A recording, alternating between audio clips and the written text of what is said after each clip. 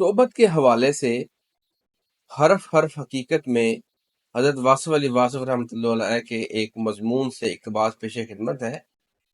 آپ لکھتے ہیں کہ کبھی کبھی صحبت غیر انسان کی فطرت کو عارضی طور پر روپوش کر دیتی ہے، لیکن یہ وقت ہمیشہ نہیں رہتا، آخر روپوش رونما ہو کر رہتا ہے۔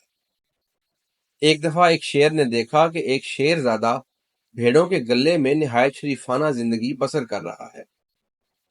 وہ بہت حیران ہوا کہ یہ کیا قیامت ہے کہ شیر نے فطرت بدل لی۔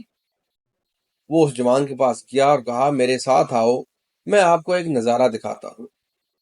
وہ اسے تالاب پر لے گیا اور کہا، غور سے دیکھو، ہم دونوں کی شکلیں برابر ہیں، ہم ایک ہی جنس ہیں، ہماری ایک ہی فطرت ہے، اب دیکھو میرا عمل۔ اس نے ایک بھیڑ کو گردن سے پکڑا اور آنن فانن اسے چیر پھاڑ کر رکھ دیا۔ بس اتنی ہی دیر درکار تھی، شیر زادے کا جوہر بیدار ہو گیا، فطرت غالب آئی، وہ بھی واقعی شیر بن گیا۔